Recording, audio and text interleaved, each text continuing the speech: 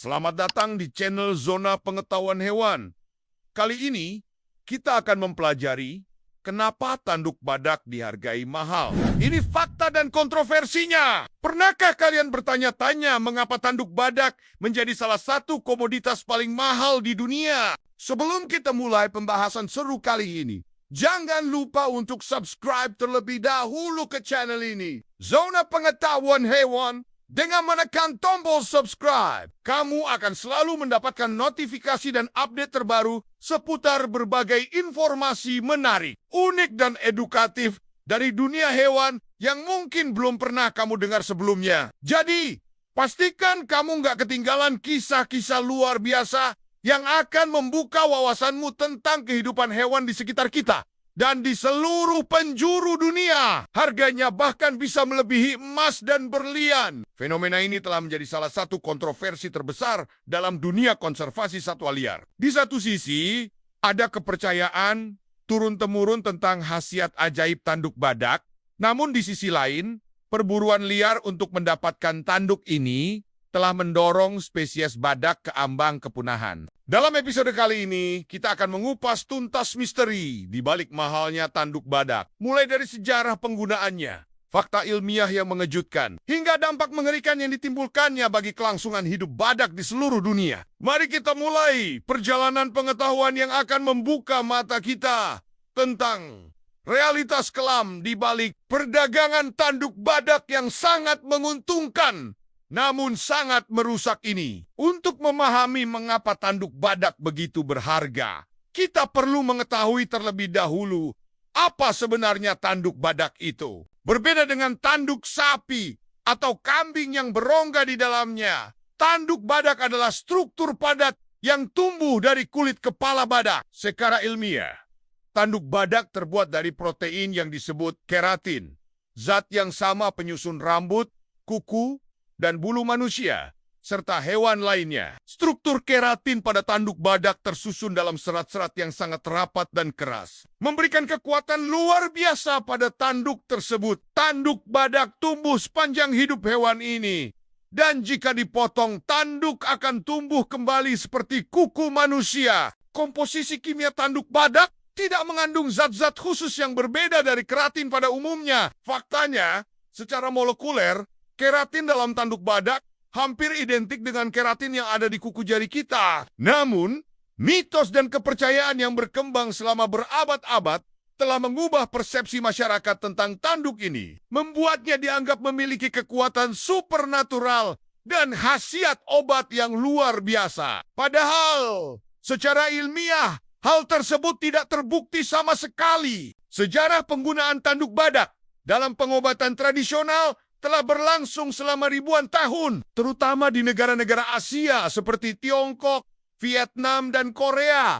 Dalam pengobatan tradisional Tiongkok, tanduk badak dikenal dengan nama 11 Jau dan dipercaya memiliki khasiat untuk menurunkan demam, mendetoksifikasi tubuh, dan mengobati berbagai penyakit serius, termasuk kanker dan stroke. Kepercayaan ini berakar dari filosofi pengobatan tradisional yang menganggap bahwa kekuatan dan ketangguhan badak dapat ditransfer kepada manusia yang mengonsumsi tanduknya. Di Vietnam, tanduk badak bahkan dipercaya dapat menyembuhkan mabuk alkohol dan meningkatkan stamina seksual pria. Praktik penggunaan tanduk badak ini telah menjadi bagian integral dari budaya pengobatan tradisional selama berabad-abad, diwariskan dari generasi ke generasi melalui resep-resep kuno dan kepercayaan leluhur. Ironisnya, semakin langka badak menjadi, semakin tinggi pula kepercayaan masyarakat terhadap khasiat tanduknya. Kelangkaan ini justru memperkuat mitos bahwa tanduk badak memiliki kekuatan yang sangat istimewa, menciptakan lingkaran setan di mana permintaan terus meningkat seiring dengan menurunnya populasi badak di alam liar. Harga tanduk badak di pasar gelap mencapai angka yang fantastis,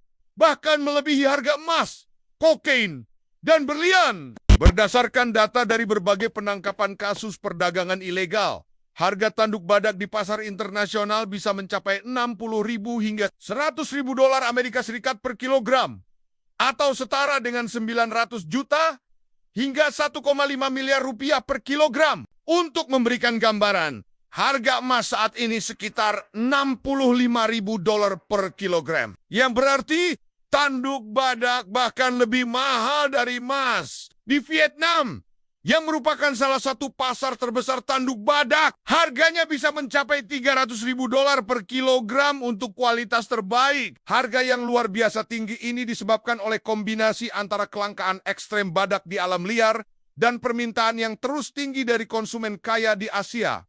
Satu tanduk badak dewasa bisa memiliki berat 2-5 kilogram, yang berarti nilainya bisa mencapai miliaran rupiah. Tidak heran jika perdagangan tanduk badak menjadi bisnis yang sangat menggiurkan bagi sindikat kejahatan internasional. Keuntungan yang luar biasa besar ini telah menciptakan jaringan perdagangan gelap yang canggih dan terorganisir, melibatkan pemburu liar, penyelundup, dan distributor di berbagai negara. Dari segi ilmiah, klaim tentang khasiat ajaib tanduk badak tidak memiliki dasar yang kuat. Penelitian modern telah membuktikan bahwa tanduk badak hanya mengandung keratin, protein yang sama dengan yang ada di rambut dan kuku manusia. Tidak ada senyawa aktif khusus dalam tanduk badak yang dapat memberikan efek pengobatan yang diklaim oleh pengobatan tradisional. Dr. Raj Amin, seorang ahli konservasi badak dari Zoological Society of London, menyatakan bahwa mengonsumsi tanduk badak sama saja dengan mengunyah kuku jari sendiri. Beberapa studi laboratorium bahkan menunjukkan bahwa tanduk badak tidak memiliki efek farmakologis yang signifikan terhadap demam, kanker, atau penyakit lainnya. Organisasi Kesehatan Dunia, WHO, juga tidak mengakui tanduk badak sebagai obat yang efektif untuk penyakit apapun. Meskipun demikian, kepercayaan terhadap khasiat tanduk badak tetap mengakar kuat di masyarakat Asia, terutama di kalangan orang kaya yang mampu membeli produk mahal ini sebagai simbol status sosial. Fenomena ini menunjukkan betapa kuatnya pengaruh tradisi dan kepercayaan budaya terhadap perilaku konsumen.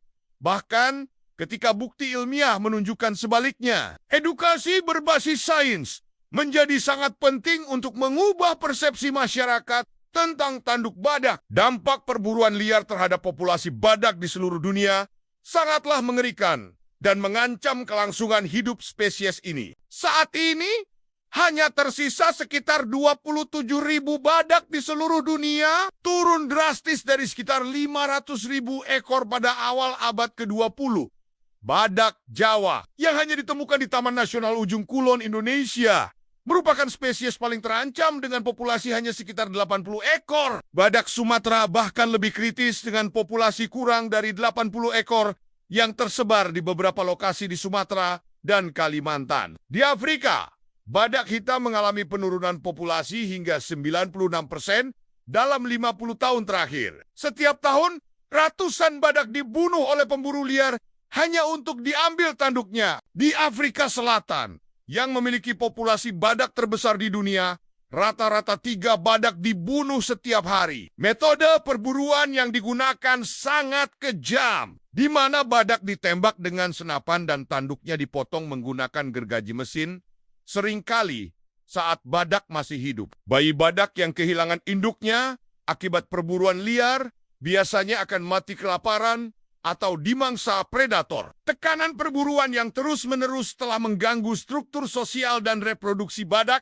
mempercepat penurunan populasi mereka. Menghadapi ancaman kepunahan yang serius, berbagai upaya konservasi telah dilakukan oleh pemerintah, organisasi internasional, dan masyarakat sipil. Konvensi Perdagangan Internasional Spesies Terancam Punah CITES telah memasukkan semua spesies badak ke dalam Appendix 1, yang berarti perdagangan internasional tanduk badak dilarang total. Banyak negara telah menerapkan hukuman berat bagi pelaku perdagangan ilegal tanduk badak, termasuk hukuman penjara puluhan tahun dan denda miliaran rupiah. Di Afrika Selatan, pemerintah bahkan mengerahkan tentara untuk melindungi badak dari pemburu liar. Program translokasi badak ke area yang lebih aman juga terus dilakukan untuk menyebarkan risiko dan meningkatkan peluang reproduksi. Teknologi modern seperti GPS, tracking, kamera trap, dan drone digunakan untuk memantau pergerakan badak dan mendeteksi aktivitas perburuan liar. Beberapa taman nasional bahkan memotong tanduk badak secara berkala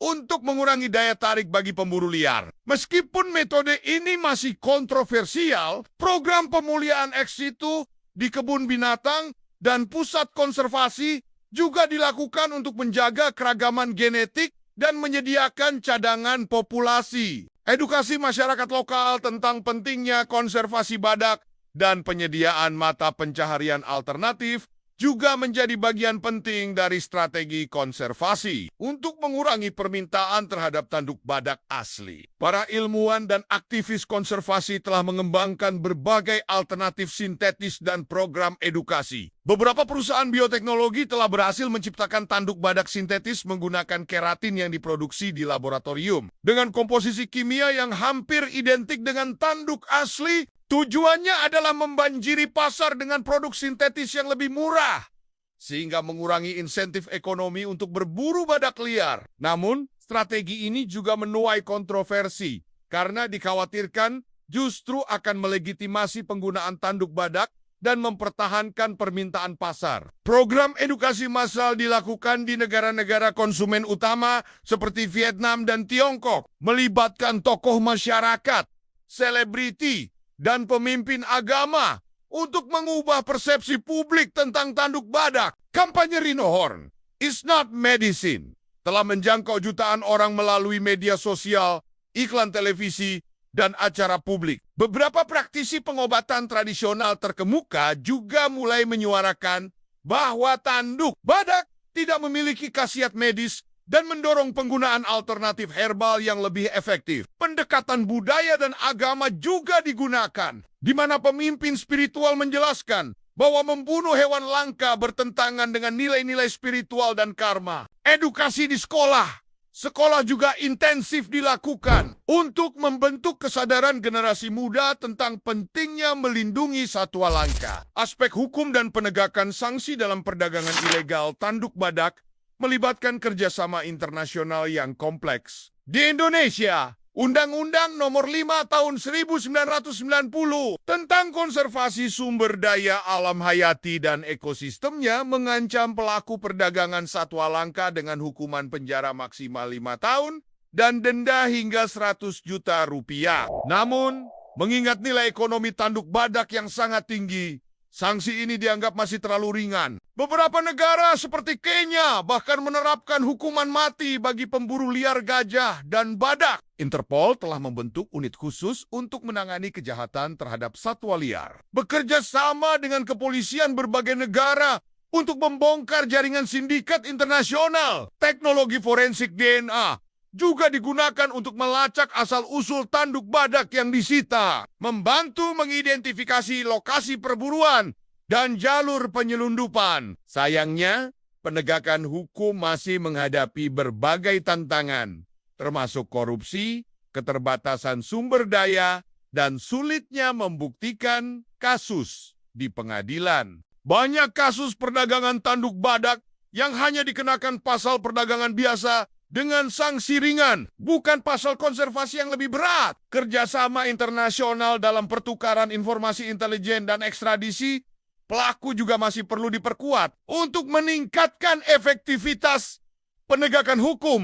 Kesimpulannya, mahalnya harga tanduk badak disebabkan oleh kombinasi antara kelangkaan ekstrem spesies badak dan kepercayaan yang tidak berdasar tentang khasiat medisnya. Fakta ilmiah menunjukkan bahwa tanduk badak hanya mengandung keratin biasa tanpa khasiat obat apapun. Namun mitos yang mengakar kuat di masyarakat Asia terus mendorong permintaan tinggi. Kontroversi ini telah mendorong 5 spesies badak ke ambang kepunahan. Dengan beberapa spesies hanya tersisa puluhan ekor di alam liar. Upaya konservasi yang melibatkan penegakan hukum, edukasi masyarakat, dan pengembangan alternatif sintetis terus dilakukan, namun masih membutuhkan dukungan global yang lebih kuat. Sebagai penutup, mari kita semua berkomitmen untuk tidak mendukung perdagangan produk satwa langka dalam bentuk apapun. Sebarkan informasi ini kepada keluarga dan teman-teman kalian. Karena edukasi adalah senjata paling ampuh dalam melawan kepunahan badak. Ingatlah bahwa ketika permintaan berhenti, perburuan liar juga akan berhenti. Badak telah hidup di bumi selama 50 juta tahun. Jangan biarkan generasi kita menjadi saksi kepunahan mereka. Wah, seru banget ya cerita kita kali ini. Terima kasih sudah menonton sampai akhir. Jangan lupa untuk like, komen, dan subscribe ke channel YouTube Zona Pengetahuan Hewan. Supaya kamu nggak ketinggalan kisah-kisah menarik lainnya dari dunia hewan. Sampai jumpa di video selanjutnya ya!